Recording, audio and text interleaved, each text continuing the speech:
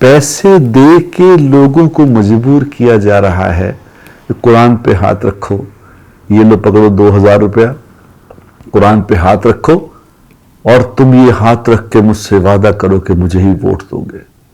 اللہ اکبر۔ سامنے آئی ہے حلف دینے والے ووٹرز کو فی ووٹ رقوم کی تقسیم بھی ہو رہی ہے۔ اصل میں دل میرا بڑا دکھا ہوا تھا، تو میں نے کہا آپ سے شیئر کروں یہ بات۔ کبھی ایک زمانہ تھا کہ حضور اکرم صلی اللہ تعالی علیہ وسلم 2 4 5 لوگوں میں سے کسی کو فرمایا کرتے تھے کہ بھئی میں کل تم میں سے کسی کو فلاں علاقے کا گورنر بناؤں گا۔ تو وہ سارے صحابہ جن کو آپ مخاطب ہوا کرتے تھے وہ ساری رات رویا کرتے تھے کہ اگر صبح اللہ کے نبی نے مجھے گورنر بنا دیا تو میں یہ ذمہ داری کیسے پوری کروں گا، اور اگر مجھ سے ذمہ داری پوری نہ ہوئی تو اللہ پاک کو کل میں کیا جواب دوں گا۔ یہ ایک زمانہ تھا جب ہمارے عروج کا زمانہ تھا، تو ہماری کیفیات یہ ہوتی تھی، اور اب گرتے گرتے گرتے گرتے ہم وہاں پہنچ گئے ہیں کہ اب ہر آدمی کہہ رہا ہے مجھے بناؤ، میں بنوں گا وزیر، میں بنوں گا وزیر اعظم، میں سنبھالوں گا، میں کروں گا، میں کر کے دکھاؤں گا، مجھے ووٹ دو، مجھے ووٹ دو۔ اور مجھے صرف ووٹ دو نہیں، میں تمہیں پیسے دیتا ہوں۔ پیسے دے کے لوگوں کو مجبور کیا جا رہا ہے کہ قرآن پہ ہاتھ رکھو، یہ لو پکڑو 2000 روپیہ، قرآن پہ ہاتھ رکھو اور تم یہ ہاتھ رکھ کے مجھ سے وعدہ کرو کہ مجھے ہی ووٹ دو گے۔ اللہ اکبر۔ کہاں پہنچ گئے ہم، کہاں آ گئے، ہمیں کچھ پتہ ہی نہیں، ہمیں کچھ یاد ہی نہیں کہ ہم یہ کیا کر رہے ہیں۔ گواہی بیچنا، اپنی گواہی بیچنا، ایک تو ہے بیچنے والا، ایک ہے گواہی بیچنے پہ کسی کو مجبور کرنا کہ تم گواہی بیچو۔ یہ کیا جرم ہے، یہ کیا جرم ہے، ہمیں اس بات کا اندازہ ہی نہیں ہے۔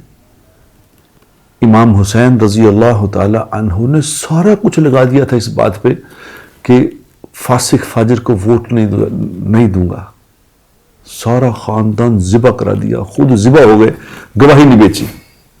یہاں 2,000 روپے کے لیے گواہی بیچنے کو مجبور کیا جا رہا ہے، اور گواہی بیچنے کے وعدے کیے جا رہے ہیں، قرآن پہ ہاتھ رکھوائے جا رہے ہیں۔ کیا کر رہے ہو بھائیو، کیا کر رہے ہو؟ کیا ہو جائے گا تمہارا، تم MNA بن جاؤ گے، کیا کر لو گے، تھوڑے سے وزیر بن جاؤ گے۔ میں نے دیکھا میں نے وزیروں کو، کیا ہوتے ہیں وزیر؟ ایک گاڑی، 2 4 ملازم، 1 2 پولیس والے، یہ ٹوٹل اختیارات ہوتے ہیں وزیر کے۔ کیا ہے؟ موت کو سامنے رکھو خدا کے لیے، اللہ کے سامنے جانا ہے۔ وزیر کا مطلب ہوتا ہے بوجھ اٹھانے والا۔ آپ یہ فیصلہ کر رہے ہو کہ میں اٹھاؤں گا وہ بوجھ۔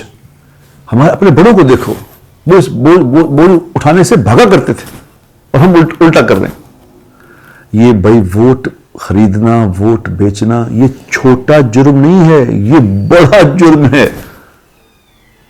اور یہ چونکہ اس وقت ریٹ گر گیا نا، چیزوں کا ریٹ گر گیا، اس اندازہ ہی نہیں ہے، کیونکہ آخرت سامنے نہیں ہے کہ کوئی دن آئے گا جب اس بات کا جواب دیا جائے گا کہ تم نے کیا کیا تھا۔ جس آدمی نے، یاد رکھو، سینٹ میں، اسمبلی میں ووٹ بیچ دیا اور غلط کسی کے کہنے پہ ووٹ دے دیا، یہ مجرم ہے۔ کل اس کو جواب دینا ہوگا، اور یہ نہیں دے سکے گا جواب۔ سمجھ کے زندگی گزارو میرے دوستوں، اور ووٹ دینے والوں، اور تم بھی وہ خدا کا خوف کرو۔ 2,000 روپے لے کے قرآن پہ ہاتھ رکھ رہے ہو، اتنا قرآن کو سستا کر دیا کہ 2,000 روپے پہ ہاتھ رکھ دیا۔ قرآن ایک اللہ کا کلام ہے، اس پہ ہاتھ رکھتے تمہارا ہاتھ کانپا کیوں نہیں کہ میں 2,000 کے لیے ہاتھ رکھ رہا ہوں؟ میں تو یہ دیکھ کے حیران ہو رہا ہوں، یہ ہو کیا رہا ہے۔ جب حدیث پاک میں آتا نا کہ جب میری امت دنیا کو بڑی چیز سمجھے گی تو اسلام کی ہیبت اور وقت اس کے قلوب سے نکل جائے گی، اور جب امر بالمعروف اور نہی عن المنکر چھوڑ دے گی تو وہی کی برکات سے محروم ہو جائے گی۔ آج ہم قرآن کی برکات سے محروم کیوں ہیں؟ ہم قرآن کو سمجھتے کچھ نہیں۔ قرآن پہ ہاتھ رکھنا مر جانا جان دے دینا، قرآن پہ سچا ہاتھ بھی نہ رکھنا، جھوٹے کی تو دور کی بات ہے۔ اس لیے بڑا دل کو تکلیف ہو رہی تھی، تو میں نے کہا آپ کو کہوں خدا کے لیے اس کام سے باز آ جاؤ، کروانے والے بھی باز آ جاؤ اور کرنے والے بھی باز آ جاؤ، اور اپنی اس ووٹ کو، اپنی اس شہادت کو کوئی اہم چیز سمجھو کہ میں نے ایک آدمی کو شہادت دینی ہے اللہ کے نام پہ، اس کو منتخب کرنا ہے، غلط کو منتخب نہ کرنا کسی خدا کے لیے، ایسا نہ کرنا، ایسا نہ کرنا۔